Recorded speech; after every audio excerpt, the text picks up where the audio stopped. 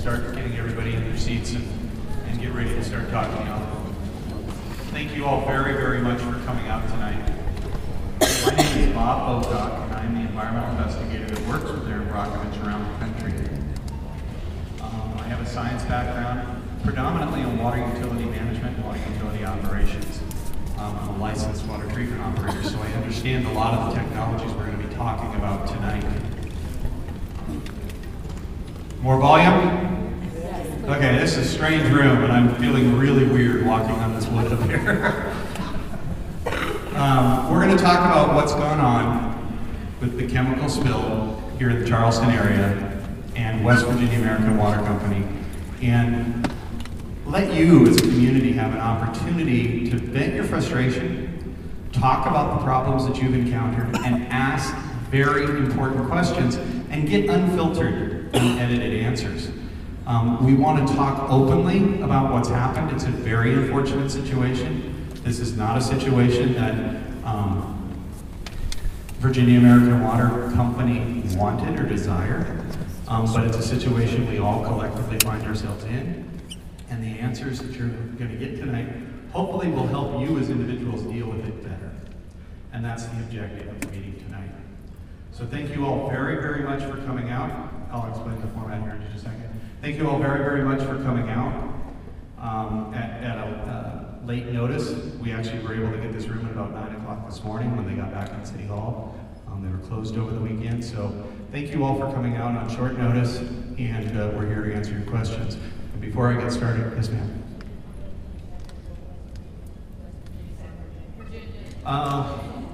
I said West Virginia when I started, but it's West Virginia American Water Company.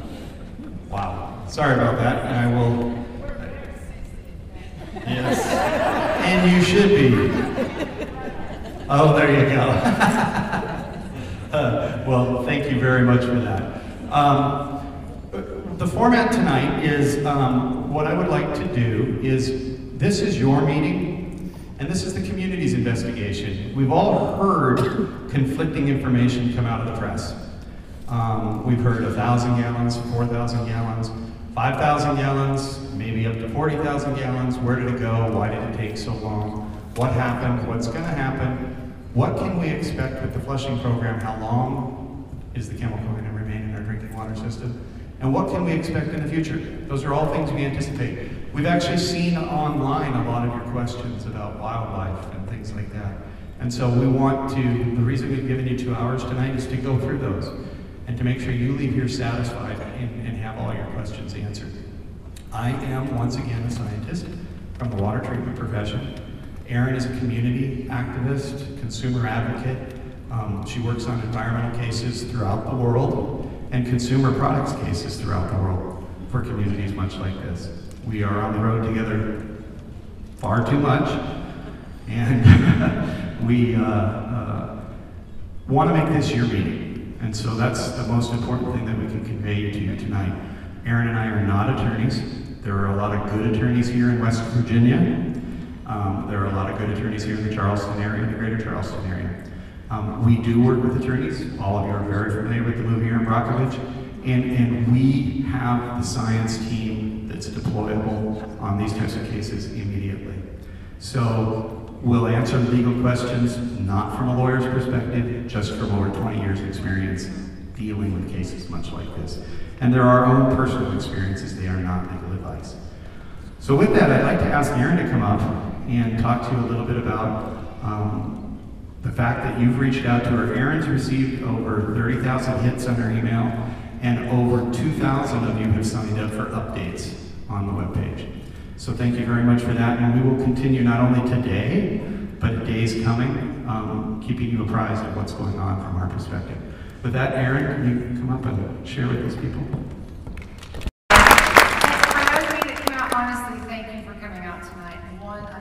Circumstances, because I know many people still don't have water.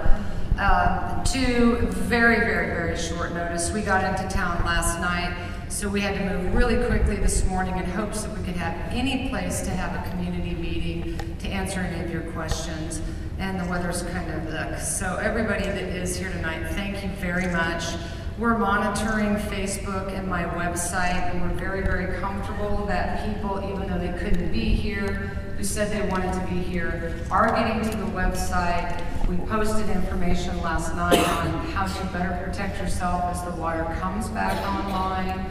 We are going to send out newsletters. As Bob told you, we've had 2,000 people, 5,000 from your community who have already reached out to us that want the newsletter so we can continue to update you as the story unfolds.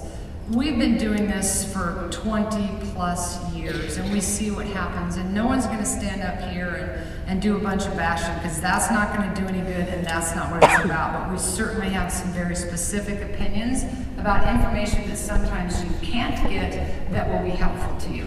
My job is to provide you as much information and much awareness as I can so you can make the best decisions for you and your family, and that's what's most important to me. So that's some of the stuff that we'll be talking about tonight, and I do appreciate you coming out, and I was very happy that the community outreached, and even though we go home tomorrow, we're not gone. As I said, this situation will unfold over time. Getting the water back online is a process, and even once it is online, we highly recommend you continue to drink bottled water until we have more answers about this chemical, what the levels are. It will still be in the water system. So I think that everybody is monitoring that, but no answers are absolute right after a situation like this, especially when the water's still not on. For us, the frustration is that this even happened. It is significant here because one, it's a municipality, 300,000 people impacted. We've never seen that before. We know very little about this chemical. But this is a problem that plays itself and plagues us throughout the United States. There are tank farms like this across the U.S. that are not properly inspected, that result in disasters such as this, not to this scale, but every single day we deal with a situation like this to a smaller magnitude, maybe 300 people, maybe 3,000 people. And it's become a really serious problem. You know, we have found out that the last inspection that was done on this company and that tank farm was in 1991. That's a long time. And we're certainly out there, but we want you to be out there, and we want you to be proactive. This is your community and your rights and your water, and you have every right to be very vocal about the situation. It's 2014, and to move forward successfully, businesses have got to stop the practices that they have had throughout the 60s and 70s and 80s and 90s that we see no longer works. It cannot be money first, safety second. It has got to be safety first and money second. And we've got to change our business practices. So it's been a long time since anybody looked at that tank farm. We don't know a lot of information yet. We will eventually get it. We'll come back if the community asks us to come back. And there will be ongoing concerns. People are concerned about their health. We're going to talk a little bit about that. They're concerned about the chemical and the 1 ppm set, so we're going to talk about that. And again, like Bob said, we're here tonight for you. So when you go home, you feel better informed. When you're more informed, you feel more in control of your own life. And you have the skills to get yourself through this problem. I talk about this a lot, and it's common sense. If the water smells funny, if the water tastes funny, if the water looks funny, don't drink the water. You don't need a scientist or anyone else to tell you that.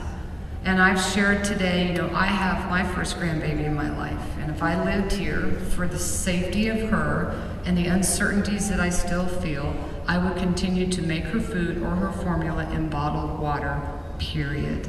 So a lot of this is you becoming proactive, you believing in what it is you see and smell, and you're living it, and use your common sense, and don't be afraid if you're uncomfortable as the water slowly comes on to not drink it. We had some conversations with people today in the school district, and they really wish and they hope, and their first and foremost concern, and they asked us to convey this tonight, is the safety of the children. And bottled water is probably appropriate for you to send with your children to school until we have more answers. So I'm not going to stand up here and talk. You know, Bob and I are both just going to be here, and we're going to answer any questions and concerns you have, and ways that you can better safeguard yourself as this starts to happen. And we do hope that you will continue, as people already are, reporting what's happening. And we will continue to monitor the situation and come back if need be. So with that, who wants to have a go at the first question? Hi. Hi, sir. How come that 9/11 wasn't that long ago? Why was the water not monitored as they took it into the water company? Should there have been some monitoring system in place to see what is coming into the water system? I don't understand how it got to my house without that being checked before it goes into the water company. And that's going to go to Bob, because he's a water master and runs these municipalities, so he can answer that. There should have been monitoring equipment for the chemicals that come into the intake from the river. They can't monitor for everything. There are thousands, tens of thousands of chemicals that could potentially pollute a drinking water system, and they can't monitor for everything. But they can monitor for change in electrical conductivity. They can monitor for the change in the pH. They can monitor for these things that are very inexpensive to monitor. And if something happens, it will trigger an alarm, and then they can look and they can see. I think as this story unfolds, there's going to have to be a reconciliation with the fact that this chemical leaked for possibly up to 24 hours before you, the community, actually started calling the water company and saying there's an odor in our water. You have to understand, the water has to be pumped from the river. It has to be, chemicals have to be added to that water. It has to go through a coagulation process, a settling process, then it has to go through filtration. Then they add the fluoride and the chlorine, and then it goes to a distribution system. And for that much water to make its way into this system, in the winter, the week after one of the coldest winters you've had in a long time, meaning you're using less water, for that much water to have gotten into the system, there will be an analysis of what happened. I don't have the answers now, but as I've just outlined it, you as consumers have a lot of questions for your water company, how that could have happened. So the answer to your question is yes, there is monitoring equipment. The other thing on that same subject is not only is there monitoring equipment, but the EPA, the federal government, and the State Department of Environmental Protection, or Drinking Water Branch here in the state that has primacy in West Virginia, you require water utilities to inventory and engage in a program called source water protection. And the source water protection program has to be approved by the state in order for them to continue to maintain primacy over the Safe Drinking Water Act and the federal government. And what they're supposed to do is they're supposed to go upstream, up the river, and say, what chemical company's there, and what chemical company's there, and what chemical company's there, and inventory all those chemicals so that they don't get surprised and that they're prepared to deal with these chemicals. And my frustration comes out of the fact that we are now approaching the 5th day of this event, and nobody's asking those tough questions. Where is the source water protection program, and why were those chemicals not inventoried? The 1 part per million that the Center for Disease Control has put on this chemical in your drinking water supply is arbitrary. They don't know anything about this chemical. And so they just pull the number 1, and now they're going to spend the next couple of months telling you that 1 is a very low number. It's a golf ball in the Super Bowl. You know, that's what 1 part per million is. However, they feed fluoride in your drinking water system, and the maximum contaminant level for fluoride, 0.9. Not 1. They regulate chemicals in your drinking water system in ppb, halocytic acids, 60, that's 0.06. Trihalomethanes, 80, 0.08.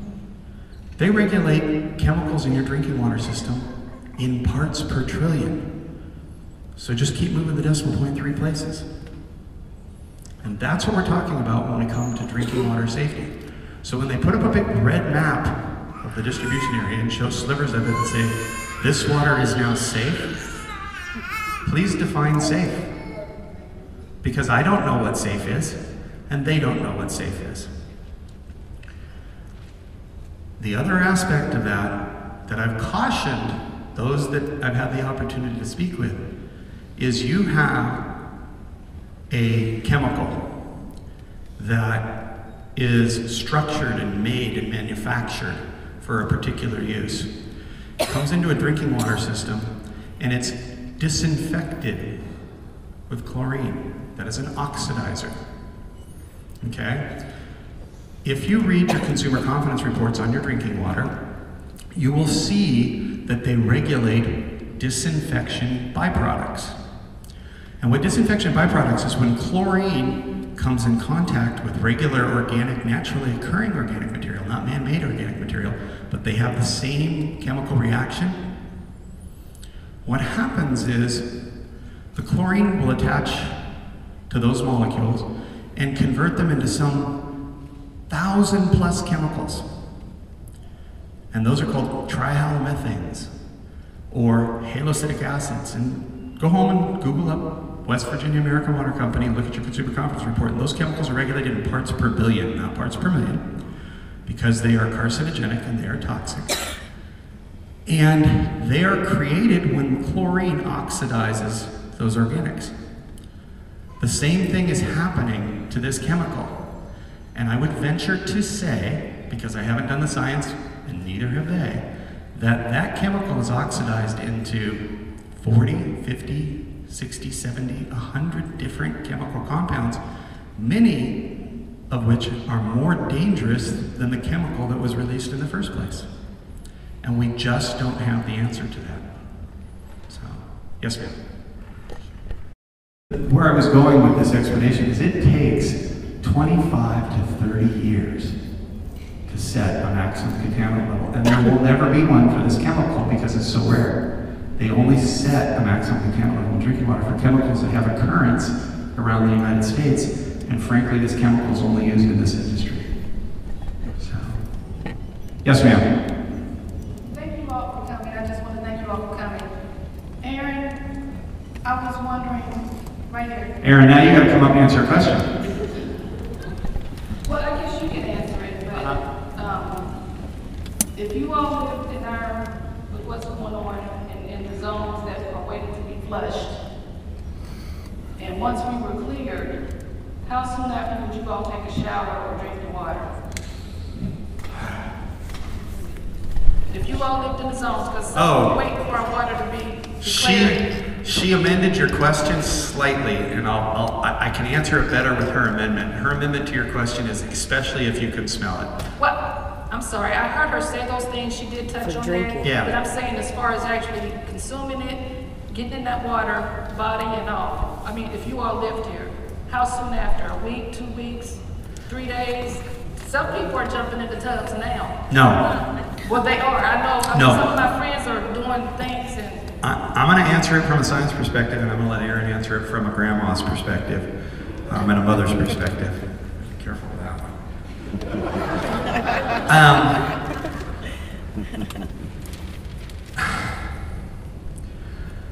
I don't care if the chemical pollutant that was dumped was a boatload of ice cream, it's not supposed to be in my drinking water.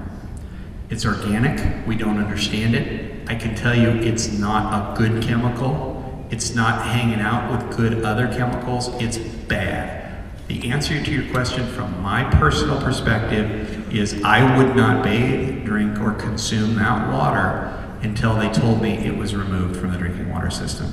I think that them telling you the 1 part per million is a scientific guffaw. They have no more right telling you that it's safe than I tell you it's not. Well, because I personally feel like you said this has been a devastating blow to the economy, and you know people are losing money, and I understand that. But it's almost like I don't think they're caring enough about us, because they're wanting that money. They want the restaurants open. They're pulling in trucks of water for them. But what about us? I mean, they're telling us it's well, your zone is free. Let's flush. Everybody's hopping in the tub, in the showers, and drinking the water. So what you want to say in your personal opinion is that you wouldn't do it until they tell us it's clear. They're not going to ever tell us it's right or it's totally free. They're not going to tell us that. I came up here tonight promising to behave myself.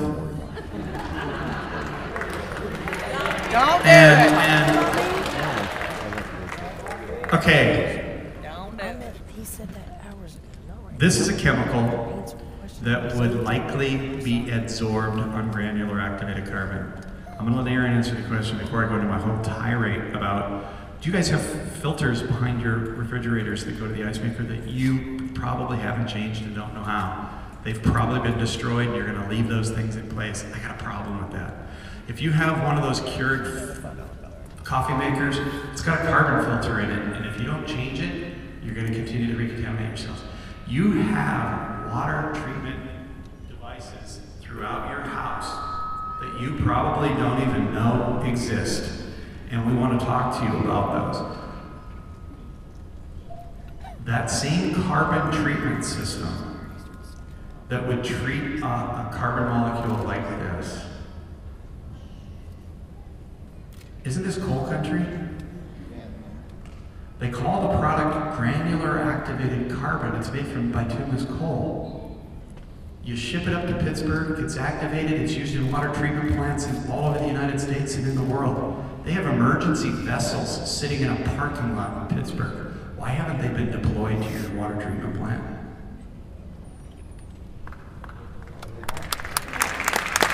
Why?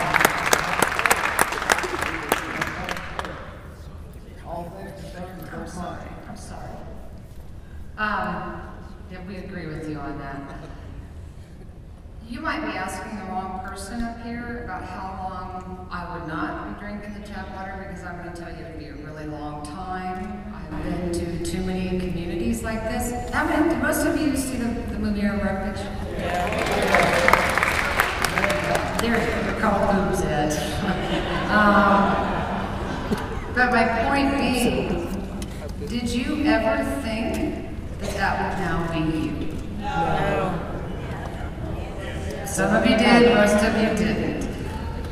Well, you know, we're back out in Hinkley because PG never cleaned up the plume. So they've recontaminated a whole lot of people. One of them, and this is specifically to your question, is Roberta Walker.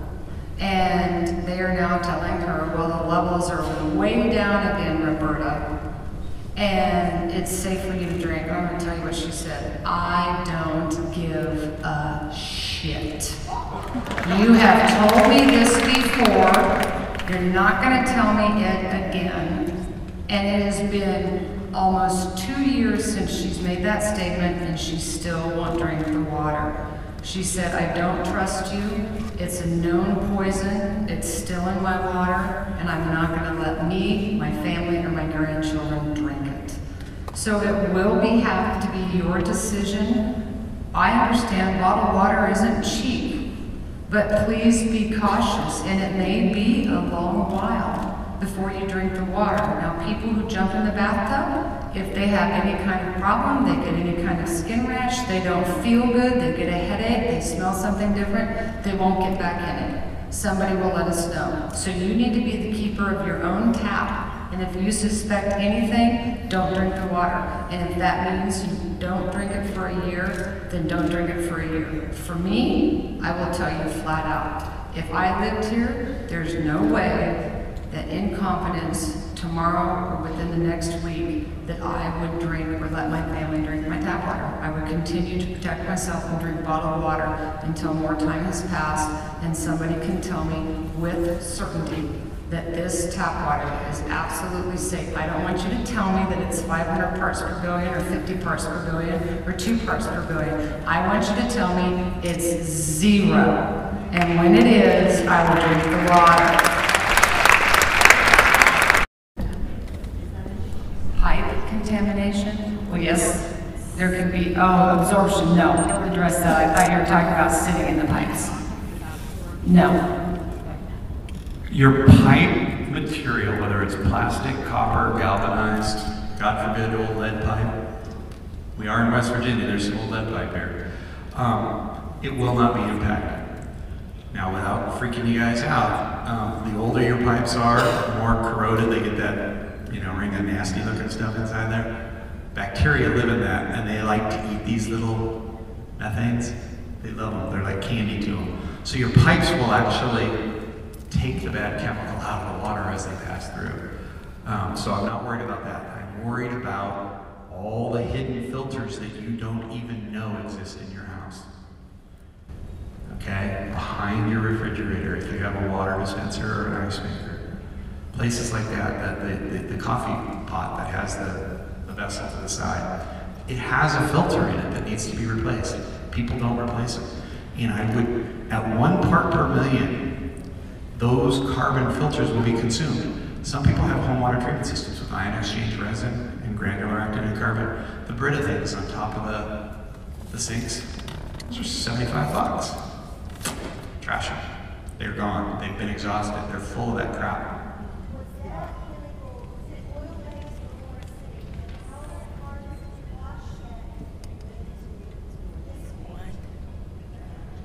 Yeah, it would be, what does it look like? Is it oily based, like sticky? No, it's, I don't know. I'm gonna be honest with you. I've never touched this stuff, but looking at its chemical structure, it's gonna look like paint thinner. It's gonna be volatile. But it's in a jet fuel family, and I mean, there's research that will say to that. It's a methyl cyclone hexane. If you look up cyclone hexane, it's basically benzene. So reports that you will see on this chemical and its chemical makeup is more than a jet fuel proponent. If that answers your question. How it floats on the water, I haven't seen. Sure. Since this happened, have they changed the filter on the intake? That's an excellent question. Nobody has said anything about that. He has. It's probably just a louver screen. I don't think it's a filter. They said it was one of the best filters in the country that we have on our system. But That's at the treatment plant. yeah, and they said that it stopped just about any chemical, but this chemical went straight through. Did they change that filter? They said that it overwhelmed the charcoal filter. Yeah. And it absorbed. Have they changed that, or are they still using the same? Okay. They have never told us. Yeah. And I haven't been able to get a straight answer. We've been trying. And the reason is, and I'm going to give them the benefit of the doubt, my staff's been calling them, and I use different staff so they don't think it's the same guy calling twice, and we're trying to get all kinds of documents out. It has not. It has not. It has not. I can tell you that because I know how hard it would be to do. What's the use of the water then? Well, because what they did was, it sounds like it hit the water system. There's no honest answers. I mean, I'm a little freaked out by the fact that I had to hear your water quality report from a colonel. I was in the Army, and it made me very uncomfortable seeing a colonel tell me what the water quality was on the news this morning. But isn't that filter just like a filter in your... I'm going to explain it exactly. It's all the same. It might be. Here's the patent on the chemical. So if anybody wants to come up and see, it's April 10th, 1990. So April 10th, 1990. The patent on this chemical for the use in the coal industry is only 24 years old. So there's not a whole lot of understanding to it. Coal filters. Let's talk about coal filters a little bit. I can't tell. Here's your annual water quality report. You got very good water quality here in West Virginia. I mean, they're starting out with some pretty good stuff and they're making it better for the most part.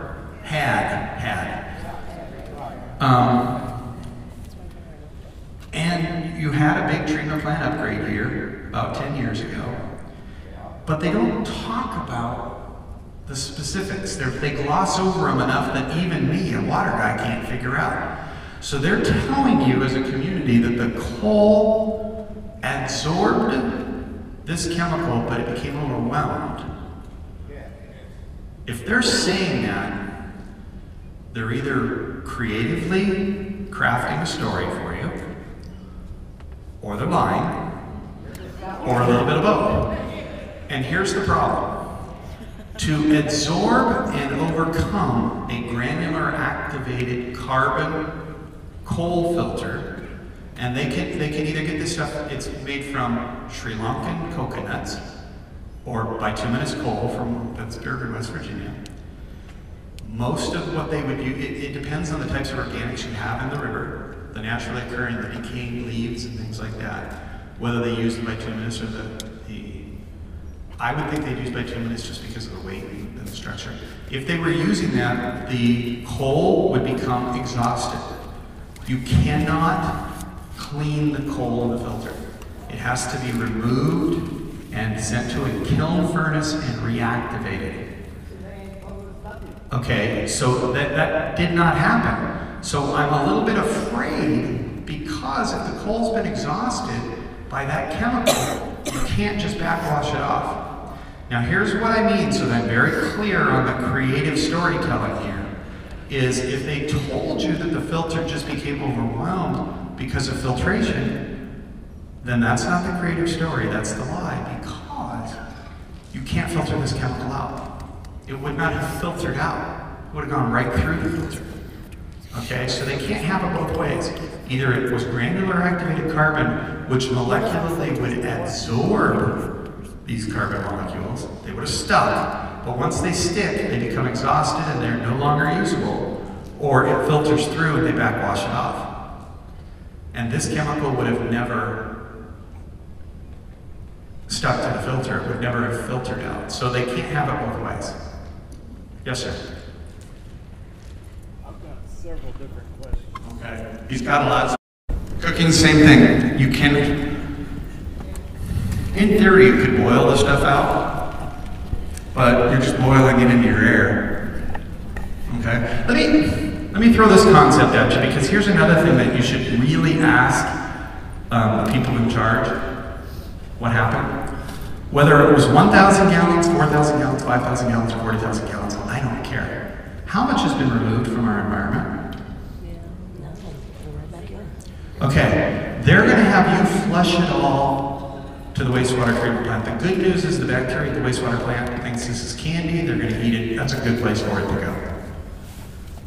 Unless it just becomes overwhelmed. And at these levels, the wastewater treatment plant could be in trouble. Okay? From a couple of different perspectives, and I know there's some wastewater treatment plant and wastewater cost questions here tonight, but that's a whole different area of science. Are they flushing the fire hydrants to flush it out of the mains and the streets and stuff? Yes. I've seen it in some parts of town, and in other parts I haven't, and I didn't want to know I was crazy, so you're all telling me that they are. Where's that water go? In the ground. Back into the river. Okay. Have you heard today that it is actually in Huntington? And did you hear what the city of Cincinnati did? They turned off their intake. Now, here's what's weird. Huntington turned it off finally too? See, I don't know. That's why this is your meeting. You guys are informing me. Cincinnati has the granular activated carbon filters, so they could have dealt with it and still chose to turn the water off. Are these filters like in a fish tank? No. A fish tank and anthracite coal, which is what I think you have here, I don't think you have granular activated carbon here. I don't think you do. So that's why I think they gave you a creative story by telling you the filters just became overwhelmed. Because the anthracite coal filters would have never stopped this chemical in the first place. They would have done nothing. So all they did when they hit it with chlorine on the way in was they oxidized it into a handful of other chemicals I can't even say. First off, what he asked about, like, ingestion and inhalation and everything. Friday night we were out for a benefit show, music show and everything. Standing outside, there was reporters from New York and everywhere else here just to see what was going on, see how the people were reacting to it. Couldn't believe that we were out having a good time and still living our lives. But you can smell it. It's in our river. It's going on into the Ohio River and so forth. Yes, it gets diluted as it goes, but it's still going at the end. It's not just here. You have the EPA who didn't do any testing or any looking at this plant. We live in the chemical valley. Yes, not even coal, chemicals, everything. DuPont, Bayer, Dow, FMC, all of these companies, most right by the river. And nobody's, I mean, I know, you're a scientist and everything. It can take 3 weeks to actually look at all these different chemicals and everything. But if they get a pH balance spike or anything like that, and they're not activating this filtration system and this, that, and the other, and doing all these tests and everything else to figure out what exactly is in our water, it really doesn't make you feel safe at all. I mean, how can we stand up and fight for ourselves to get them to actually, yes, this place was exempt from inspection because they're a storage unit and they don't actually make the chemicals. You're doing it right now. And what I mean by that is, you're all here. It's a cold, rainy night. You came out on about 6 hours notice because you're angry and you're concerned and you're confused. I'm going to say this as a non-native of West Virginia. I'm sorry for what has happened to you, but thank you. And don't let the rest of the country forget. What happened here, Erin and I have been talking about this since we first heard about it on Friday morning. We woke up to it with a 3-hour time change on the West Coast. Actually, some friends of mine in Hawaii saw it because they were still up.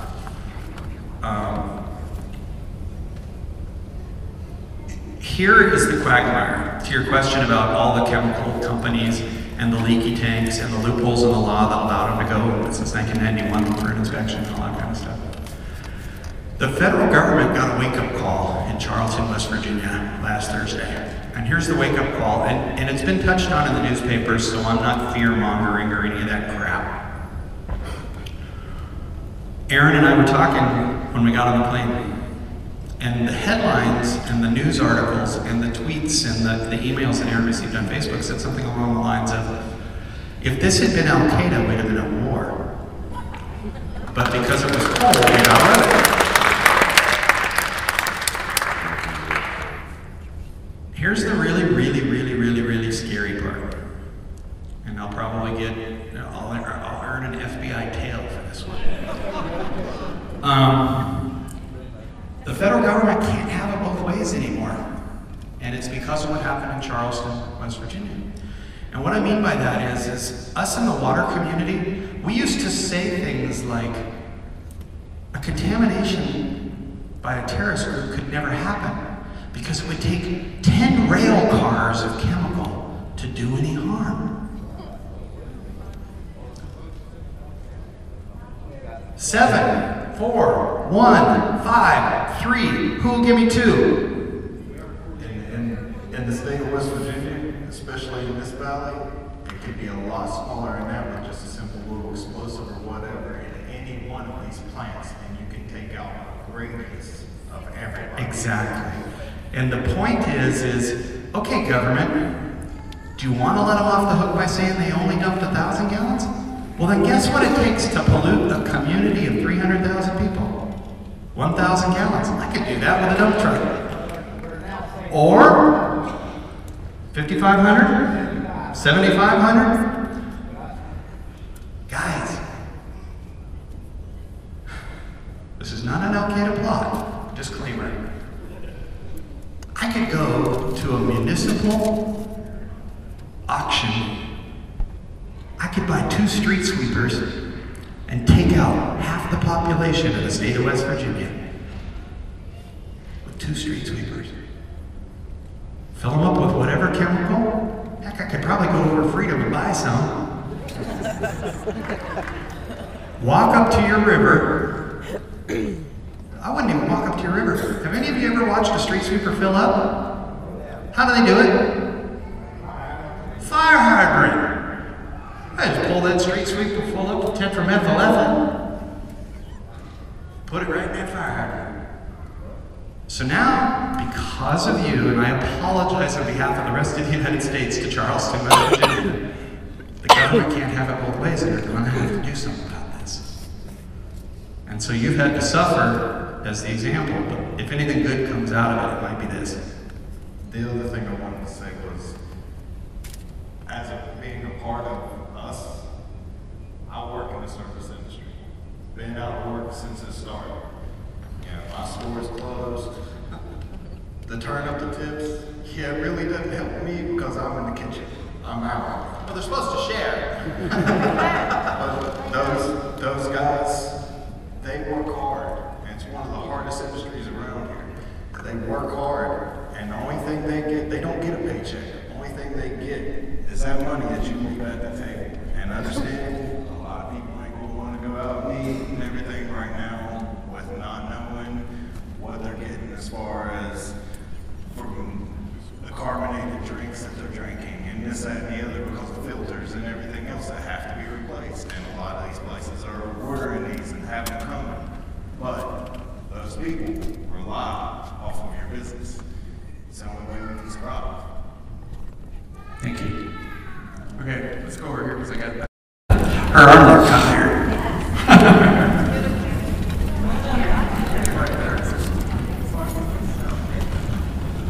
I have a couple of questions.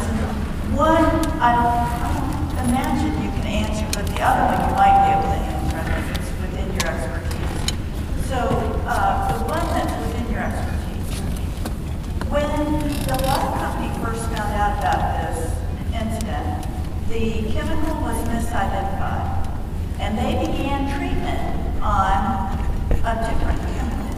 And I want to know what they could have cooked up while they were mistreating this chemical. Do you understand? Am I making myself clear? I understand your question completely and very clearly. I just don't know how to validate it. What did they do? They thought it was. Oh, they thought it was glycol. What did they say they did to treat for the glycol? They said they treated it. They didn't say specifically how they treated it. So I want to know. They said they had a chemical to absorb. To absorb the glycol. They don't never tell something what they treat. See, this is the type of thing. Maybe they didn't know exactly what was in that tank. They wouldn't. A flocculant. Okay, so they added more flocculant. They probably made the problem worse. Well, I was out Thursday evening for maybe half an hour, and my eyes were burning, they were itching, they were terribly irritated. They said, oh, this stuff isn't going to bother your eyes. And I'm thinking, well, something's bothering my eyes. So whatever they did while they were trying to solve the problem that had been misidentified to them, I wonder, could that have put other vapors, could that have Yes. caused other problems? Yes. Yes. Yes to all of that. Because what happens is you adjust the pH and the chemical behaves differently. You adjust the temperature and the chemical behaves differently. You oxidize it with chlorine and the chemical behaves differently. And so, yes, all of those things could have caused more off-gassing. This was a foaming agent that they added flocculant to. What that probably did, I would love to have seen the treatment plant. It probably foamed up like somebody put too much bubble bath in the bubble bath. That would be my guess as to what happened. I mean, don't let them tell you 1 part per million is a low level. They're feeding flocculant at 2 parts per million. I mean, that's a heavy dose in the water industry. It is not slight. And so they probably made it worse. So for my second question, I think is outside the area of expertise. It's just something that I'm wondering about is these tanks were located 1.5 miles approximately from the intake for our water company. They're right below our airport. The Homeland Security people have gotten tons of money to protect us. And I just keep wondering, how come somebody didn't say, oh, look, you have huge tanks of industrial chemicals that are located right below your airport and right near your water intake or your treatment plant. So I know that that's probably not a question in your area of expertise, but it's one that I keep wondering about. It's not my area of expertise, but the fact that there was no knowledge of what was stored there and how it was being handled.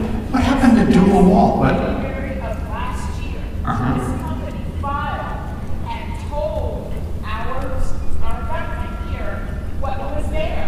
The paper reported that in February of last year, Freedom Industries filed with the EPA or whoever and told them what they were going to have there. So they knew it was there. Well, and when I find the water, source water protection program that's available to y'all, you have to call to get it. But once we get it, I'm going to see if those chemicals are identified in that plan. If they're not, it's a fatal flaw in the protection plan. Who's supposed to catch it? I mean, who's supposed to be the one that said the EPA is supposed to be out there, or is there a city and local government that's supposed to be out there? There's a state engineer that's assigned to West Virginia American Water Company. Yeah. If you go to West Virginia American Water Company, there's probably former regulators working at the treatment plant, and there's probably former treatment plant guys working for the state. I mean, that's not uncommon.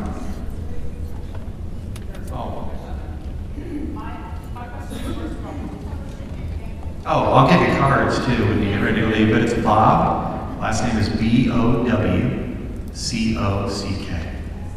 Now, my question is, as a community, how can we form a group that can ask these questions for other people in the community? We don't want a competition doing it.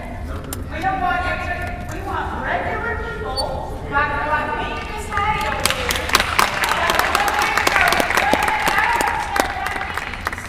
So that they have to answer us and we can report back to our communities. How do we do that? That's an excellent question, and that's how you will effectively make change. And I'm going to tell you a model community that we're working with in Carson, California. Shell Oil, out of Tank Farm.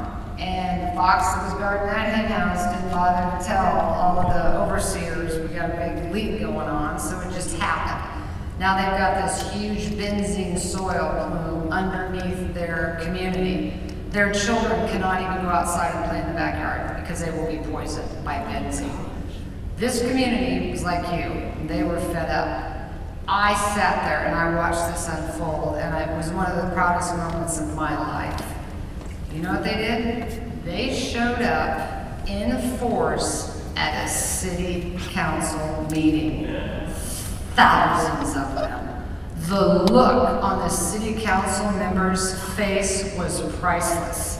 It was a total, what the fuck is going on? Nobody comes to these meetings. If nobody comes to these meetings, nobody must care. And they showed up in force. They now have the attention of city council. That attention got the attention of the mayor. The mayor has now stepped in and taken their back, and now effective steps are happening to rectify the situation. You guys can make that difference. Don't think that you can't. And this is something I talk to communities about all the time. We don't show up because what? We're not the scientist. We're not the doctor. We're not the politician. Well, you know what? You're the actual person out. You're the soldier in the trenches. And what you see happening and going on, you have every right to proactively come and speak and use your voice. And we're finding that it's very effective. Website pages, you hold those city council members to the fire. But the problem is, it's outside the city. It's outside the city, it's in the county. Yeah, well, that's right, but the county's still overseen, but there are county seats that have meetings. There are legislative bodies that sit above them that you can go to. And Bob and I have found through Facebook that these communities are very helpful when there is an elected representative that they name. And they put them on that hot seat and say, this is a problem and you are not responding. And you get response. Don't think you can't do it, because you can, and that's where a huge difference can be made to start taking steps for changes. Go to make it your business to get involved and be heard and use your voice and be proactive. It is a game changer. It's a huge game changer in all of this social media that has now taken over our lives, because we are finding things out. We are using our voice. We are getting sick and tired of it. It's your water, it's your family, it's your health, it's your right. You speak up and you hold those who are in position accountable. Just like I think we should hold companies accountable. You know what? Listen, lawsuits are going to abound. I'm not going to tell you they're not. I think the game changer is when that person wants to shut their mouth about a leak at a water intake. It's going to poison 330,000 people. It better be the same thing as when you assault somebody in a bar. Your ass is going to jail.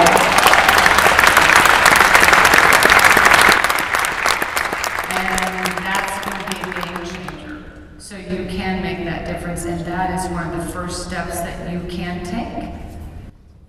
And you can do that, and let your representatives know. And we see this happening right now in Utah, where there's a big medical incinerator, and they've had this bypass, and they've dumped all of this stuff on this community, and children have been affected. This is a group of Mormon mothers that have gotten together, are using their voices, and they're actually marching on the hill, and they are making a difference. They are being heard. I think that you can do that. That's what I would recommend you do. We'll certainly be here to guide you and cheer you on all the way. When we did it in Carson, it was unbelievable, the change it made.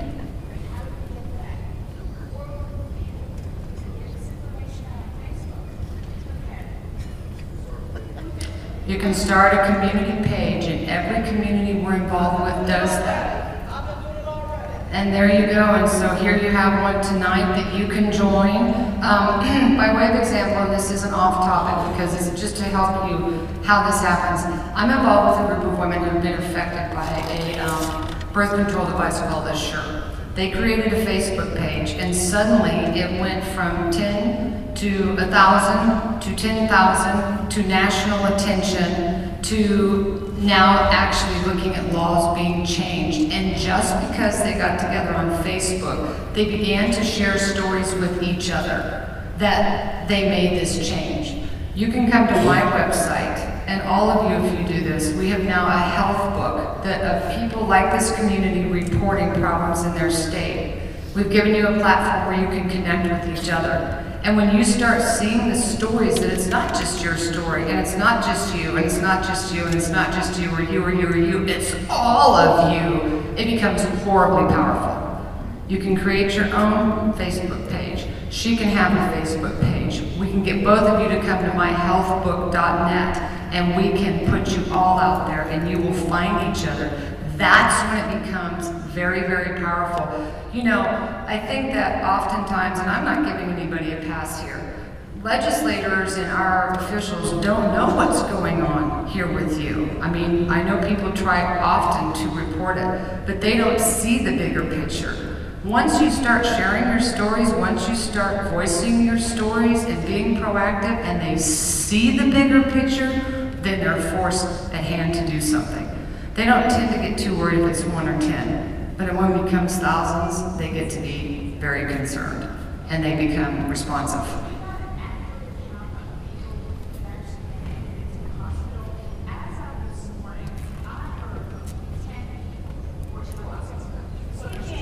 I've heard 14.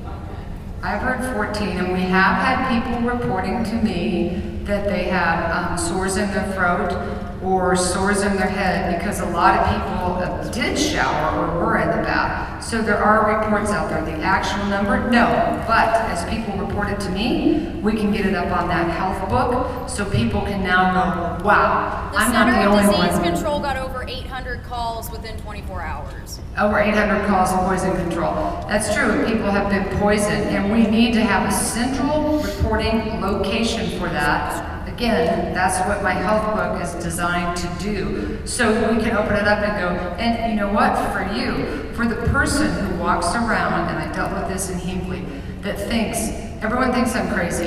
Everyone's telling me I'm crazy. Oh, I haven't been poisoned, or that level can't hurt you. We begin to shut up.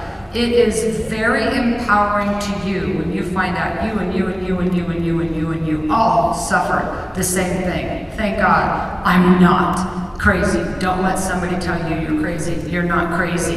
And find a place where you can collectively get this data, whether you use my health book, whether you begin to create one on your own Facebook, or you join with her, or everyone joins on her Facebook. A place where you can centrally download and communicate with each other about what's happening to you. Then we can actually start getting numbers, not from some random statistic, or it's 14 or 12 or somebody reporting. You report it. Every one of you get to that central location, and if it happens to be on myhealthbook.net, or just email me, report it and we will post it. So we have a central location where we can see you and see what's happening to you. Okay? I live within a half mile of the place, and when I go to the restroom, to the bathroom, it's overwhelming. It knocks you down almost, and I immediately begin to have the symptoms of a slight headache. So how do you know when to go to get this documented to the doctor, to the hospital, without boggling them down when they have more major emergencies? And that might just be a minor little thing, you have a little slight headache, but it's due to the odor. How do you know when to? Well, that's an excellent question, and I think a lot of people feel that. In the next few days, because I personally have just not felt the same, but I'm not sick, but yet, but not, you know what I'm saying? Should we turn the water off in our commode? I know it's been a water issue, but why has there not been more focus on the inhalation? I've heard people like flushing the water out of their bathtubs and they're getting sick smelling. Correct. Through our toilets, so I mean, I had to turn my vent on in my bathroom so that my little boy. Right. Why are they not focusing on? I mean, they told us it's safe, but I googled it and it said inhalation, and they're telling us it's safe to breathe. Why? Well, because they don't know, and if they don't know, instead of telling you they don't know, they'll say that it's safe. We've seen this in every case. We've seen this in Hinckley, California. Inhalation can be one of the worst forms. As we get involved with you, and you start telling us this, and we can start reporting that it is happening, doctors don't know. You know, when all the people from Hinckley, California, who had been poisoned by hexavalent chromium presented to their doctors didn't know. They didn't know what somebody poisoned by hexavalent chromium would be like, because we just don't see it in the environment. We become a group of guinea pigs. No doctor's going to know what methylcyclohexane can or can't do to you. But as you report it, don't let that go. This is something that I have said. I anticipate it could get worse before it gets better once the water's turned on, because people will now, if it's in the system and they are using it, they're going to begin to report headaches, they're going to begin to report sore throats, difficulty breathing, skin rashes, sores on their heads. And until we have that information, they're not going to know. And we don't know a lot about this chemical. And we've had this argument for 20-some years regarding hexavalent chromium. Oh, now let me mind you, It's a known toxic, mutagenic chemical for over 100 years. But when you drink it, it can't hurt you. Bullshit. And we have to start getting this information together and presenting it and letting your doctor know. And what is the exact effect? Is it something neurological? I'm not sure. Is it a short-term effect? Possibly. Toxicologists get involved, and it depends on a dose-response ratio. But here is what troubles us about setting maximum contaminant levels. 1 ppm may not bother him, but 1 ppm is going to really bother that little baby. And so this is what we have to start looking at. And you hope that you have a doctor that will listen. Look, there was a contamination. I'm sure you've read it. I'm sure your office was probably closed down. But I'm experiencing headaches or respiratory problems. There might be something that he can give you to relieve that short term, but long term, if there's a neurological problem, for all of you, we're not gonna know for at least 5 or 7 years. Should that be something that us as a community should start asking for, like health monitoring, like getting those checkups, where we're not being responsible for that? Well, they're not going to be responsible for that. What I tell you is going to happen is, as the water's on, or people start getting sick, there's going to be lawsuits, and those lawsuits will file and demand medical monitoring. But your agencies aren't going to volunteer to do that. Pardon me?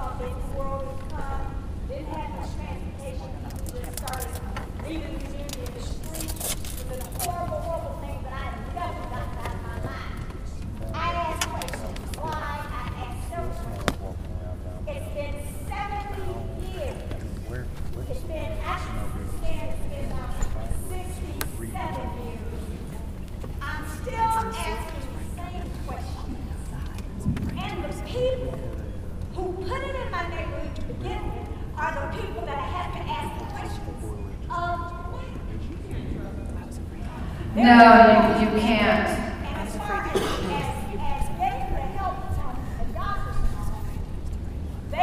They may or may not know, but they are not willing to put their careers at risk to help people. But you said something that's right, and I think it's most, and that is, when this is over, you can't go back into your homes and think, well, got through that all right. And no, it's just the beginning. Right. People need to stick together. And You do. Go to the meetings. Don't stop when the cameras leave. Right. Don't stop. I share in that frustration, and you can keep that alive. And it would make me sad to see in this day and age. I do not believe that anybody in this room or any one of the persons in the 330,000 homes would ostracize you for making a statement about what has happened in this situation. I think they are going to embrace you, and I think they're going to stand united with you. So I hope the coal companies, this is just the way. Well, absolutely. Don't think they don't take their swipes at me. Because see, they don't want this information out. They don't want you to get smart. They don't want you to be proactive. But I'll tell you what, things in the future are changing. And this is where when I say, you want to play the social corporate responsibility game, you can't just blah, blah, blah at corporations. You better start walking in and dealing with these people. You need to hold them to the fire. And if you can't, you have to work with politicians. And if it doesn't, and this is why people get mad at me all the time. I read some article, she's just there for money. Let me tell you what, nobody is paying me to be here. Nothing could be further from the truth. But that is what they use to influence all of you. But let me tell you something. If it takes a lawsuit to protect you for the damages you've incurred because of their mistake. If you don't like it, I don't care. And you have that right. So say what you want about me, but the lawsuits are there, and if that's what it takes to get you to pay attention to do what's right by these people, and you cause them this harm, then you know what? I don't think there's anything wrong with that. Lawyers sometimes can be the last front of justice for you up against a company, because the only thing they understand is going to be two things. You're going to take their money, you're going to throw them in jail. Other than that, they want this to go away. They do. And so you're going to have to continue to speak up. Expect that from them. If they try their little tactics, don't let it get to you. So, You've had friends tell you to go away? Oh, or somebody works for the coal. Okay, well, I know that this is a coal company that needs to use this chemical to get the coal. Okay, that's one thing. That's right. This is a chemical company and a facility that manufactures and stores that chemical who failed on their safety and it breached and got into your water supply. It's them. They are accountable for what's happening, and that's who we're going to look at. So, as a pregnant physician, I am hearing the same boat as everyone else. I'm worried about the public. I'm worried about my important fetus and myself. So I share your concerns. My question, however, is more along the lines of, we've talked a lot about flushing the water system in your home, changing your carbon filters. Maybe I missed it. Cranial simple shunt gets me. What about flushing the outside lines and then leaching into the soil? Do we know any effects of the chemical in the soil, or if there's residue chemical in the soil? That type of question. It's a great question. When What it's past the intake? pardon? Chemical that passed the intake. What are we doing about that? Nothing. Yeah. That's the sad thing. That's why I'm so frustrated about the fact that not 1 pound has been removed from the environment. Not 1 pound of this chemical has been removed from the environment. Her question: if you're outside and you're flushing water out onto the grass, other than the immediate inhalation from the off-gassing, just stay away from it. The bacteria in the soil will consume these carbons. Like I said, it's like candy to it. Hi, Bob. I would like to say something over here. I'm trying to. Oh! Hi. Everyone, I just want to thank you for coming out tonight, and especially Erin and Bob and the rest of your team, thank you for coming. And I just wanted to say, for anyone here who wants to find stories, listen to stories, view stories, read stories, I have collected over 32 stories, video, written stories from people who've been affected. And it's on, I'm going to tell you the blog name, so if you want to write it down, you can write it down. It's called West Virginia Water Crisis.wordpress.com. You can also follow me on Twitter. It's at KL Bryson, BRYSON. And that's, if you want to connect with the people on Facebook, we can connect all of these different platforms together. And email Erin. And I have emailed her, yes. We'll put the link up. I did, thank you. Cool. Yeah, I did that this morning. We have several active groups in Charleston that Excellent.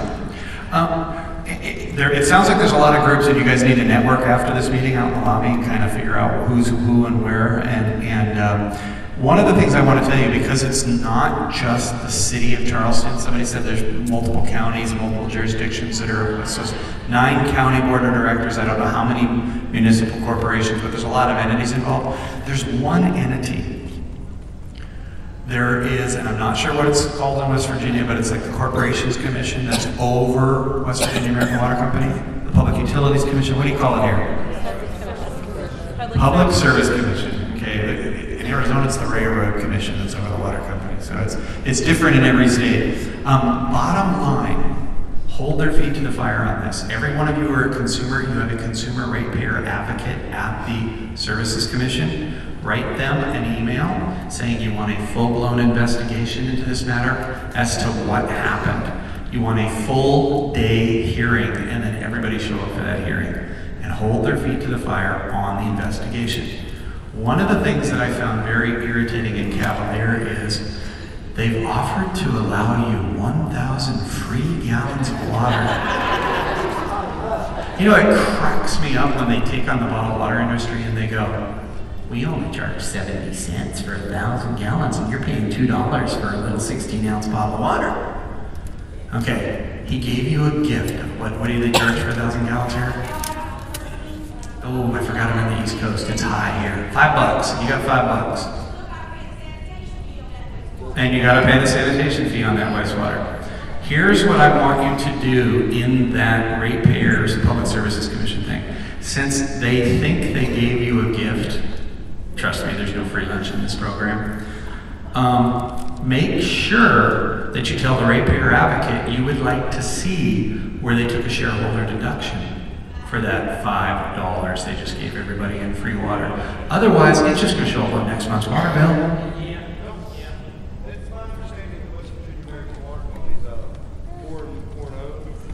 50%. 50%. No, there's been an evolution in this country. I'll touch on it briefly. America Water Company was a family-owned business out of Voorhees, New Jersey. It was the Ware family, and the last Ware was third generation, granddaughter Marilyn Ware. Marilyn's got to be in her late 70s by now. And George Johnstone. And they were acquired about 16 years ago by Thames Water of London, England. Margaret Thatcher, the then Prime Minister of England, privatized the water utility and carved England up into 10 private companies. And Thames Water came to the United States, as did United Water. You hear United up in Philadelphia? Okay, those are all, there's Thames and Severn Trent, that's a river in England, that's a water company. And they came over to the United States with their private capital and started acquiring public utilities, and that was in the 90s. And then Thames got bought by RWE, the German electric company. And RWE said, boy, we're not making much money in America. And they reissued half the stock. So half of American Water Company is a New York Stock Exchange publicly traded company like it was when the Wares owned it. And 50% of the stock is owned by RWE, the German electric company.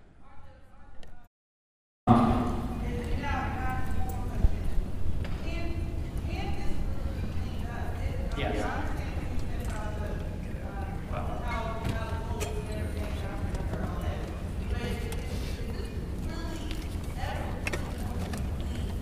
Not one drop will ever be cleaned up.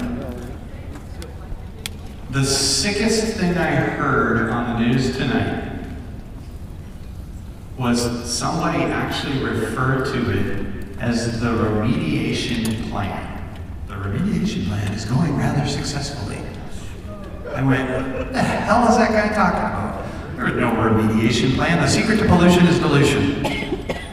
Okay? What's no longer in the water is now in the air.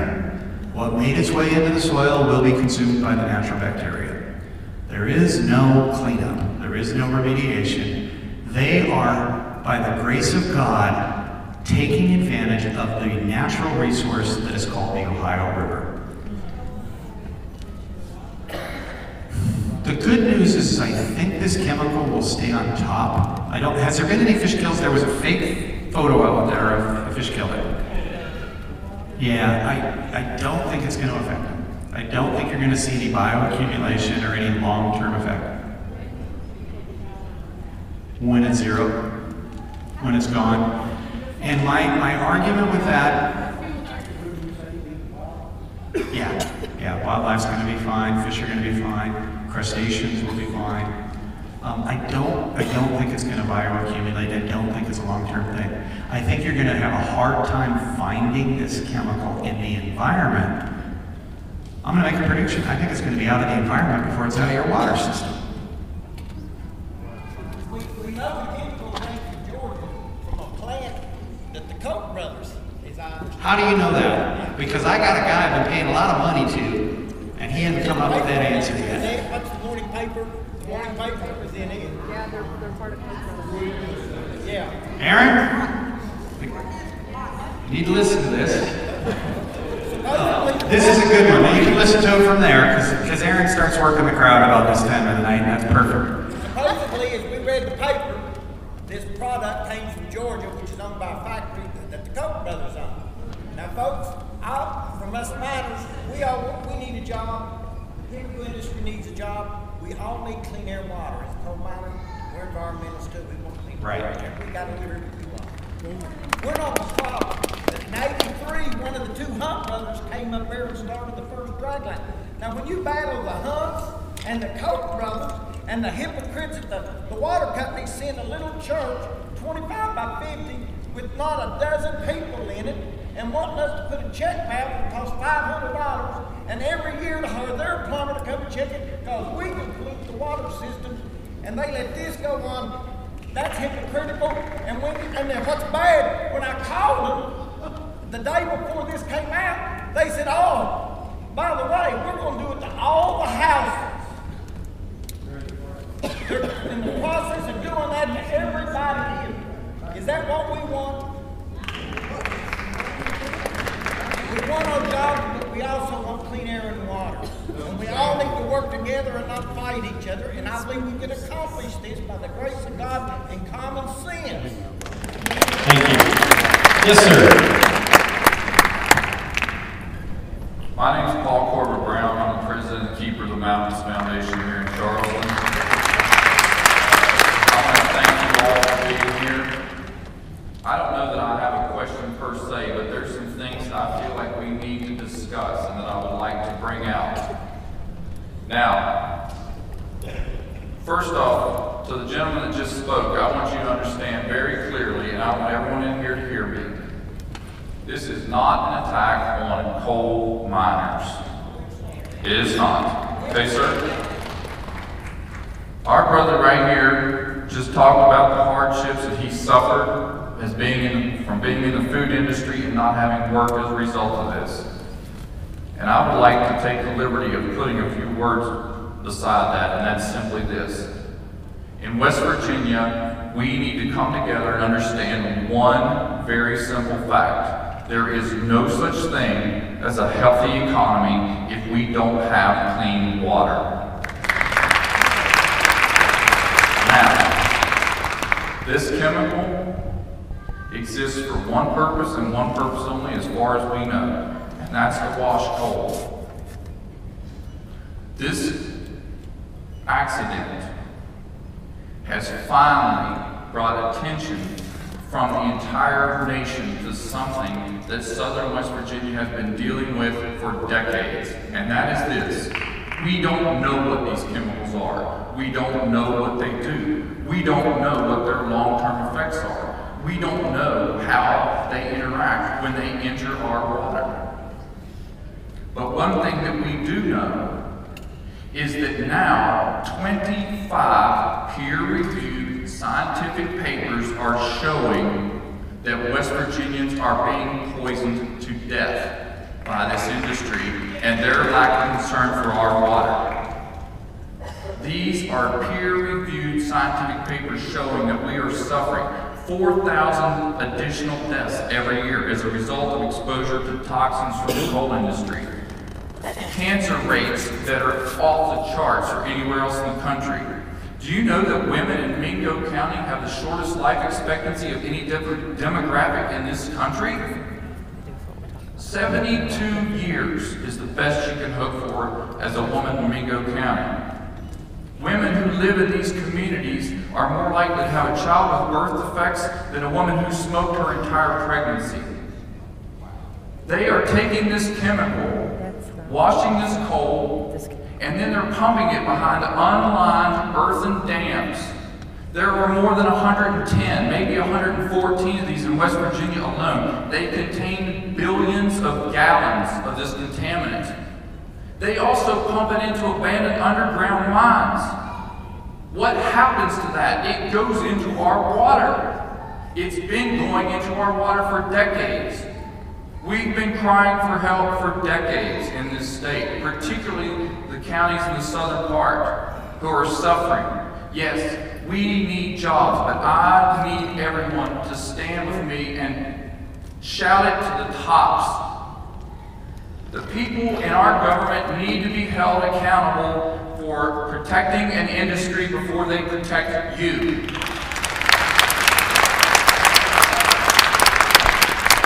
One of the primary findings of these 25 peer-reviewed scientific studies is the heavy metals that are in our water. Now, what's happening when this chemical binds with those heavy metals? We don't know. We don't know. But what we do know is that there is so much selenium in West Virginia water that we have genetically mutated wildlife in our streams now. Genetically mutated wildlife. Selenium is a heavy metal. It's bioaccumulated. The little tiny thing in the creek, it eats it. The thing that eats the little thing, it gets it. The thing that ate that, it gets it. Who's at the top of the food chain?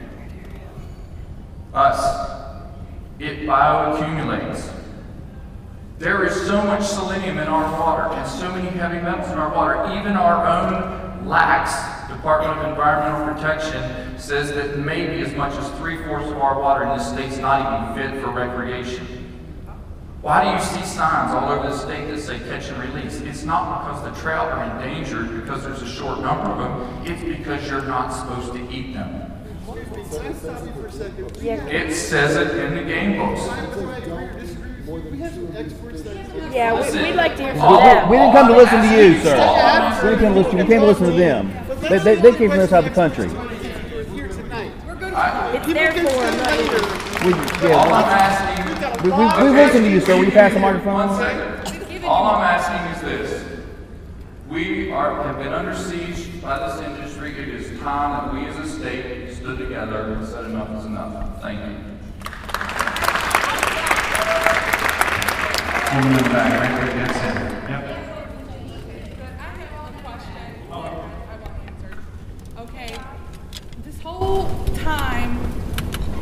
time, we've only heard one thing from Freedom, who, at the bottom of it all, they're the ones who are responsible. Yes, the water company is also responsible because they didn't prevent this, but as you said, this company hadn't been inspected in, over 20 years, and they even said on the news that there were cracks and leaks, and I'm not sure what it's called, but what's we're getting out.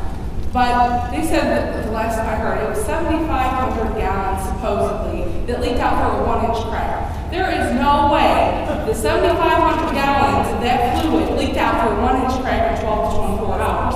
And if they supposedly came to these storage tanks numerous times per day, and if we can smell it in Dunbar miles away through our toilets, there's no way that them employees can smell it leaking out of the tank of the tank right beside it. And I want to know, the bottom line is when we're going to get some answers from Freedom, and I want to know how long has this really been leaking into the ground and coming into our water system. Because I know for a fact that we've been ingesting this. I have a 1-year-old at home, and I don't want her in 20 years to not be able to have children because of these chemicals. And I know we've been doing this a lot longer than 24 hours, and I want to know when are we going to get some answers about Freedom and who's going to be punished about it. Because we're not going to be able to ask, the press can ask all they want, but that doesn't mean that we're going to get the right answers from anybody. I want to know who do we go to directly that we're going to find out a for sure answer of how long this has been going into our system and when it's all going to be cleared up and when they're going to be held responsible. This wasn't an accident, it was a negligence. Oh, absolutely. Absolutely. Erin has said it probably not less than 35, 40 times today to the highest elected officials in this state. Somebody needs to go to jail for this. No, it's about fixing it, and it's about making sure it doesn't happen again. Making sure it doesn't happen again. Let me tell you something, and I want to talk a little bit about exactly where you were at with this. As I started out this meeting, there are scores of qualified attorneys here in the greater West Virginia area. And they're very capable and very competent, and if you choose to go with one of them, great. Support you in that effort. We work with a guy, for those of you that saw the Erin Brockovich movie, Tom Girardi, Peter Coyote that comes in at the end, real soft-spoken guy, takes over the case. as Erin and I were saying, we've got BP oil spill down in Louisiana. We've got the sinkhole that you've seen the trees going in the hole every day down in Louisiana. We got that one. We got the Carson case. We've got a case up at Watertown, New York. We've got one in Minneapolis. We're pretty much all over the country. A case like this, in order to hold Freedom accountable, it's going to cost $3, $4, $5 million over the next 18 months. Not only to investigate, but then to prosecute. Well, I heard something about the Koch brothers. Wait a second. How can you charge the Koch brothers for the material that was brought here when it was negligently held in that facility? It's not their fault that it was held there. It's their material, and if the government wasn't doing the job, they have a responsibility to ensure that their custodian does the job. I don't want to get into all the legal strategy, but like I said, I've been paying some guy, I owe that gentleman at least lunch. Okay, because I got a guy back home that's been working on trying to find out. Yeah.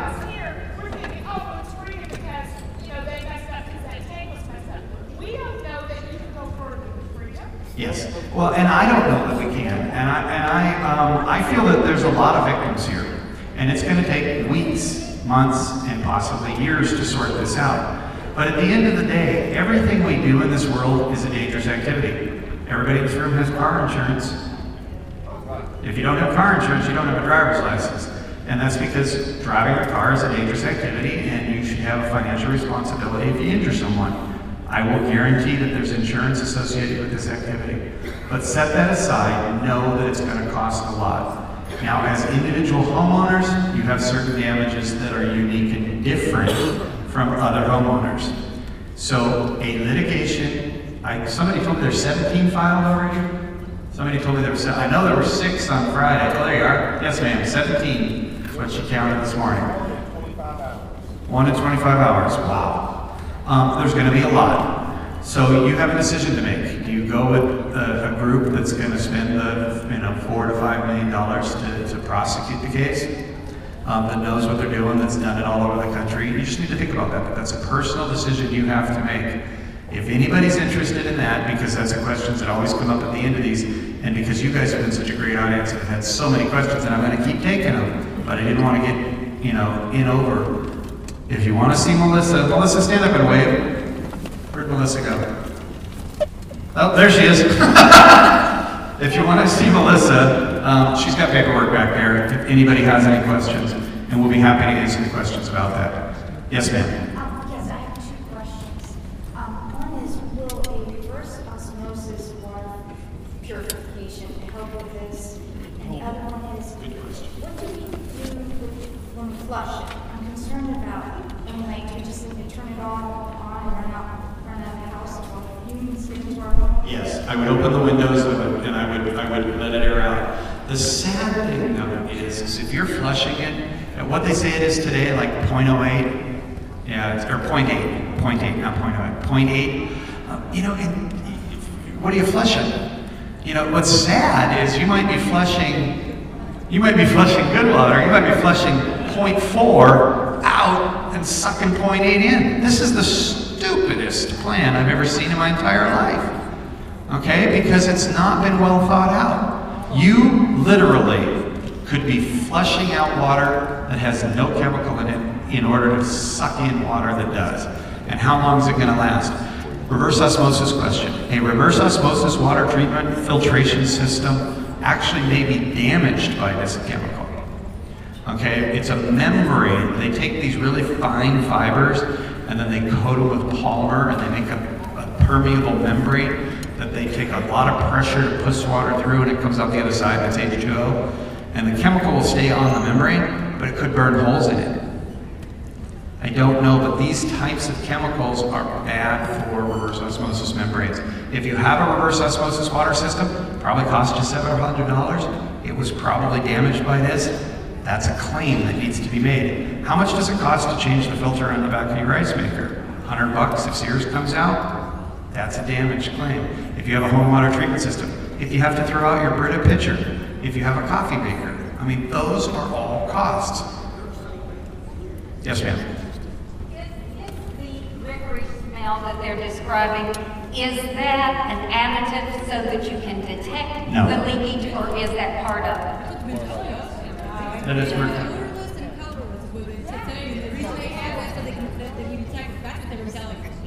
It wasn't supposed to get to your drinking water. Why would they put mercaptan in it? That's insane. No, they did not put an odorizer in that chemical. No, I'd like to see why would they? I mean, let's just think logically. Why would they put an odorizer in a commercial product? Well, it really worked. They let it go 24 hours before they did anything. Yes, ma'am.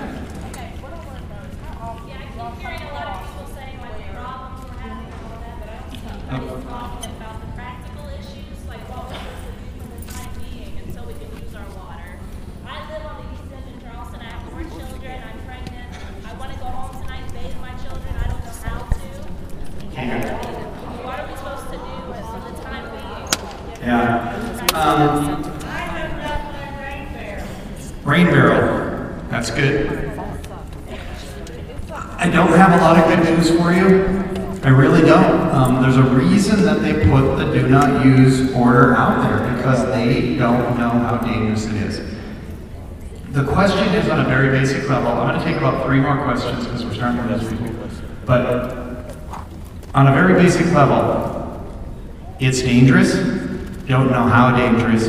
1 milligram per liter or 1 part per million is too much for me.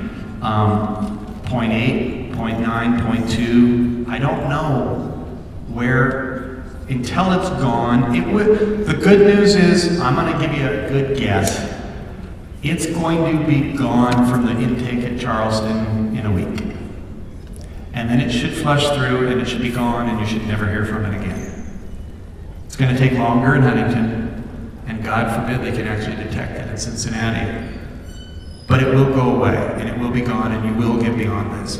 But you need to know in the meantime, if you live in a common wall condominium and one guy flushes and the other 3 guys don't, they're just going to recontaminate you. All those things have completely been overlooked in this plan. Completely. I was listening, we stopped at Chili's, one of the few restaurants that's open right up here. And I was listening to the conversations throughout the restaurant. There was an apartment manager that says, I can't afford the gas to reheat all the water they want me to dump. You think that guy in that apartment building is going to dump that Raypack water unit? Uh-huh. So be careful. Yes, ma'am. How often do you all come across water treatment facilities and chemical facilities that close together? Why is that allowed to happen? And when they have a leak or some kind of evaporation into the air, do they have to report every single leak, or is there a certain point where they have to report it, or where they don't have to report it? It's a multiple question. How often do we find water treatment plants next to chemical facilities? Way too often. A lot. A lot. You can't get away from it. The scary ones that I've seen are where the wastewater from this town dumps and then 100 yards down the city takes it right in. See that all over the country too. That's probably worse than the chemical plant. And then the question was, they have to report every loss of product. They're supposed to be doing an inventory and every loss of product is supposed to be. But they're supposed to have a dual-walled system. Don't even get me started on what they blew. Okay, I'd like you to come up, please. Oh, you've got the microphone. Be careful if you're going to step over. There you go. Go ahead. I almost didn't recognize her. She had a mask on this morning. Yeah, I had a mask and gloves and everything. I had a full suit because I am one mad mama right now, I'm telling you guys. My daughter is laying in the hospital right now, seriously, very severely ill. She's one of the ones that was admitted to the hospital.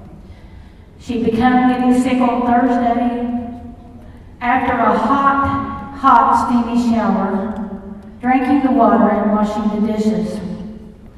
Immediately, about an hour later, she became violently ill. She vomited up jelly-looking stuff, so if anybody has had any of these symptoms I'm saying, you need to be checked. Then, after that, she began to have difficulty breathing. She called me. I went to her aid. I'm an asthma victim, so I had an inhaler. I gave her an inhaler, which helped for a few minutes. Her face was red like she had sunburn on her face. Her eyes were burning. She was having difficulty breathing. I begged and pleaded for her to go to the hospital Thursday evening. No, Mom, I'll be okay. No, Mom, I'm all right. No, Mom, I'll be okay. Friday, she becomes violently ill. I beg her, please, go to the hospital. Go to the hospital. Still no luck. Saturday, I have a friend that's a nurse at a local hospital that's been a nurse for 35 years. She spoke with my daughter on the phone. She said, I can tell that you're sick just by hearing you over the phone. You're wheezing, you're rasping, you need to go. Finally, at 8 o'clock Saturday evening, I convinced my daughter to go to the hospital. She has seriously lung issues right now. She has some severe medical health issues from this. She has a chemical-induced pneumonitis, which is like a pneumonia that's caused from a chemical inside of her lungs. She's still in the hospital. She's receiving breathing treatments. She's receiving multiple steroid injections. She's receiving high doses of antibiotics. And she's, really still having lots and lots of difficulties. So I want to warn all you folks out there that think, well, I just have a cold, or it's going to be okay.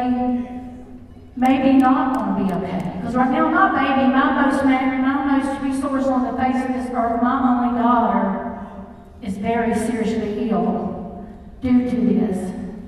The doctor came to me and said, I think we need to call poison control. What do you think? I said, Doctor, what do you think?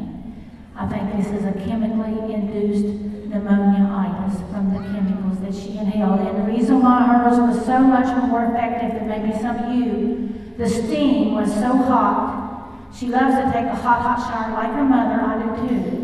And when the steam hit that chemical, with all the other chemicals that we use to treat our plants, we don't know what kind of chemical that produced. So we don't know what all the damages that she's inhaled in her lungs. So I'd like to thank you. I'd like to thank Erin. She came and visited my daughter today at the hospital. She was very kind. They were very gracious. They also wore their masks and gloves and everything. And they was very kind. There was no pushing to hire them as any law firms. There was no pushing us to do anything. It was a personal choice of whomever we wanted. They were kind enough to be concerned and care about the state of West Virginia and all of you people around here, so please listen. And then that's it, and we'll hang around and I'll answer personal questions as well. And then I would encourage y'all to please stay connected, stay on Facebook, stay aware of what's going on.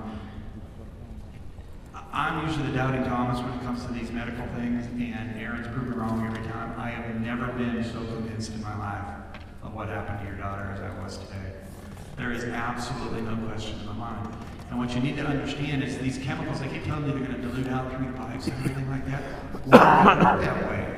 It can come in slugs. You can get, you can have 2 parts, no parts, 5 parts, different parts of town. It can be everywhere, and it will come in slugs. And she just caught a bad slug in that shower that day, and it was horrible.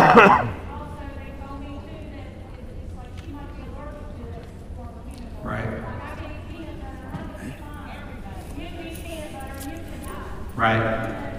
Everybody's going to react differently. Yep. Where'd the mic go? 1, 2, 3. There we go. Right here, yellow cup.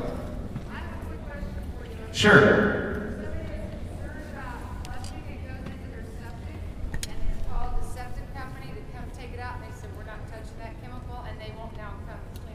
Septic companies refusing delivery now? Wow. They're refusing to take it out. They called them to see if once they flush it in the septic tank, would they come and remove it, and they won't touch the chemicals. They won't touch it. Wow. I believe it. septic system. If you take water from West Virginia American Water Company and you're on a septic system and then you want to have your septic tank pumped through refusing services, boy, I'll tell you, if I was a septic company for the next couple months, I might do the same thing. It will eventually biodegrade because it's candy to bugs. They basically, they'll ingest it and they'll just excrete carbon and hydrogen and oxygen. I mean, it's not, chemically it's going to break it down into something harmless. So it's a matter of time. That's how septic systems work. But in the next 90 days, if I was a septic company, I would take your septic water right now. So it's a damage, it's a problem. Well, and this is the other thing. How many people dump 1,000 gallons into their septic system all at once? Probably overloads it, especially this time of year. If you're on a septic system, I'd call up a Virginia American Water Company and tell them to deliver me a water truck to flush into. Make it their problem.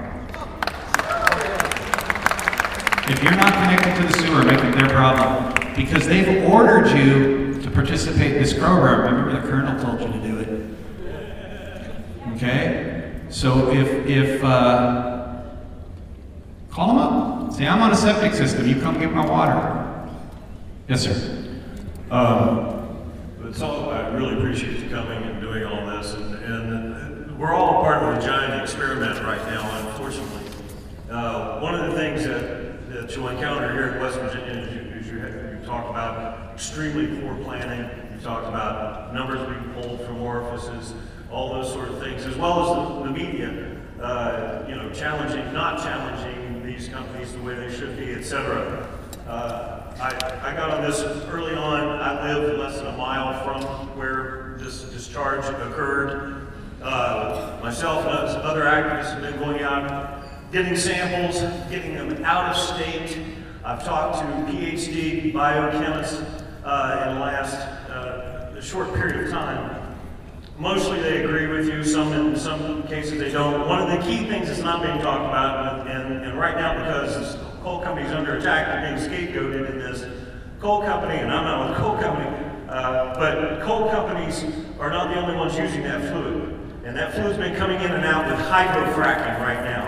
And there's 300,000 people in West Virginia who are now suffering and experiencing what pockets all around West Virginia and Pennsylvania who's been without water for 6 years.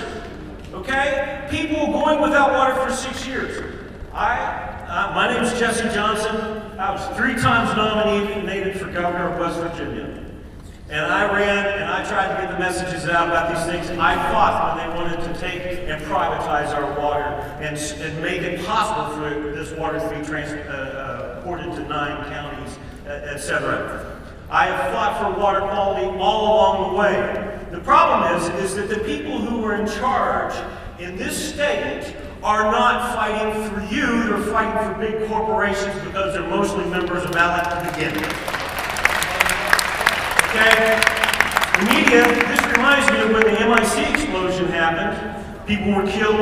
I was there at the time. And what did they say? Yes, we've had an incident, but we can't give you any information. That's what they told. That's what they told the hazmat units. That's what they told 911. That's what they told the mayors and all the other people. This is an ongoing problem in this state. The media does not want to cover it because they know who pays their bills.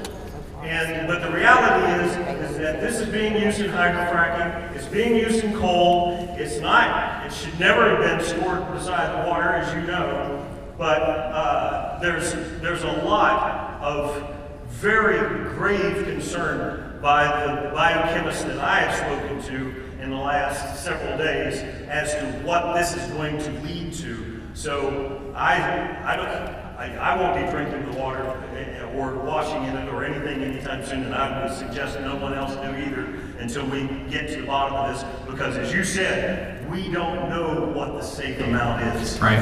Any scientists you're working with, get the information to me and we'll post it up so we can all share it, because I need to learn too. Yes, ma'am. What?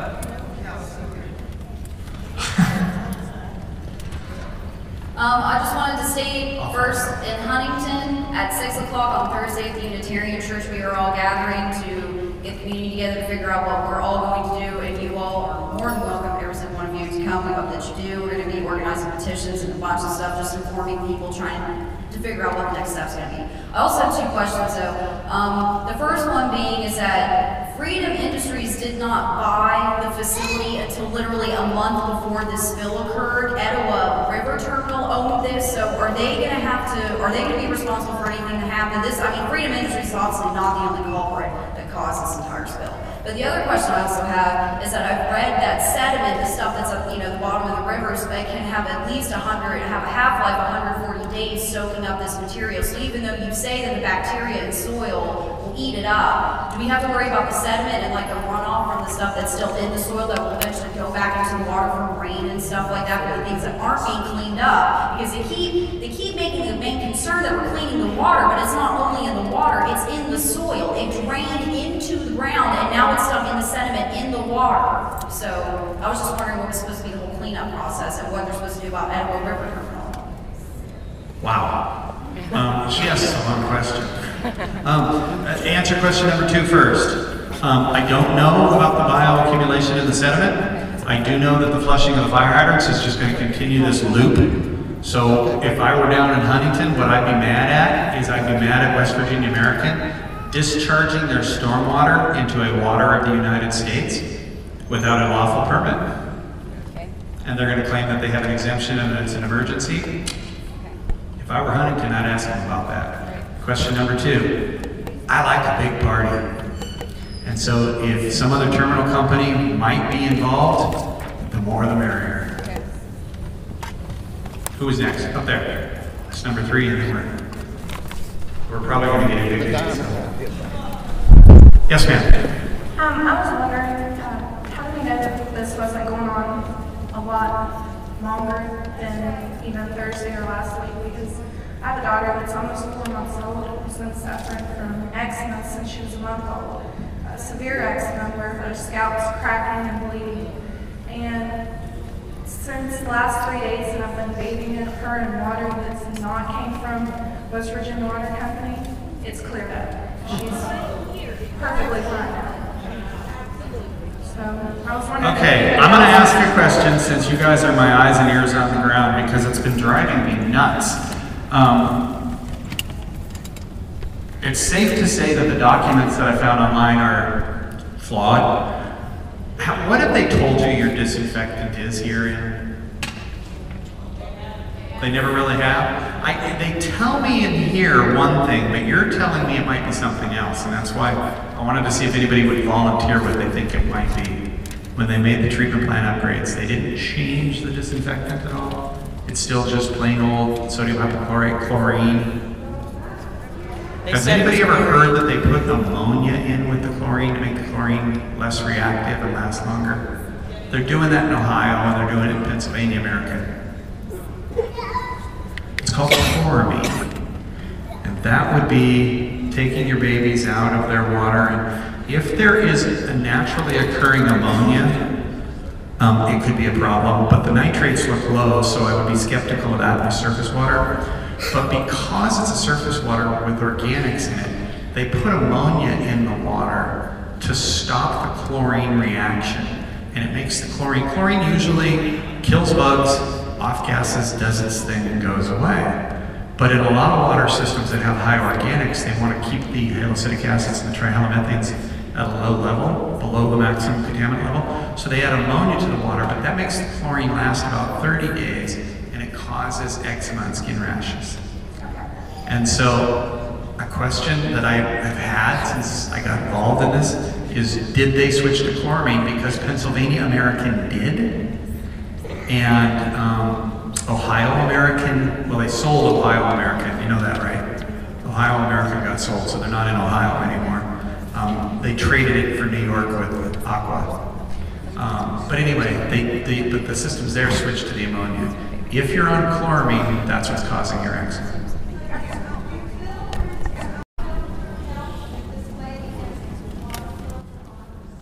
No, it will. A carbon water filter will take out chlorine, but it will not take out chloramine. Ionizers. Oh, let's talk after. You come up and ask me, because I don't want to get into the politics of ionizers. But they wouldn't work on this. Reverse osmosis would work, but you destroy the equipment. Granular activated carbon would, but you would overload the carbon. Yeah, but all you're doing is putting it in the air. Then you're fine. I don't, but we put some stuff on Erin's page, and when I get on the airplane and can type, I'll put more. I mean, you guys are really the first time something this catastrophic has occurred, so we don't have a lot of like pre-written stuff. I just know.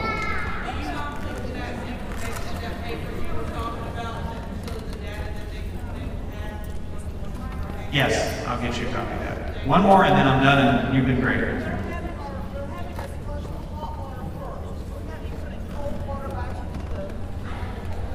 Yes. Yes.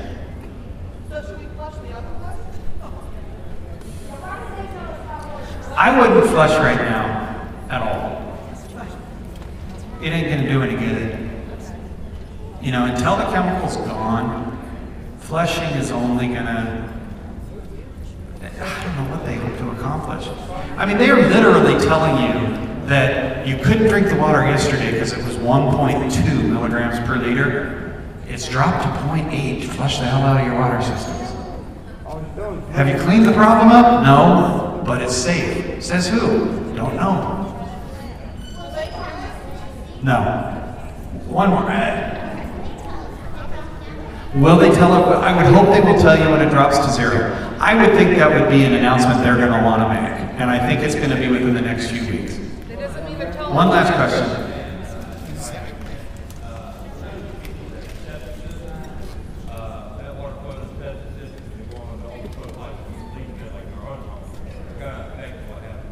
The good news is the bacteria will consume it if your septic tank can hold it, meaning you have the capacity to dump 1,000 gallons in it all at once. Nobody does. That's the funny thing. Pretty much what I told this lady over here on septic tanks, call Virginia American and say I'm on a septic system. Please send me a 1,000-gallon tanker. I'm going to give you your water back. Okay, I'm going to take one-on-ones. Feel free to gang up on me when I go out in the hallway, but go ahead.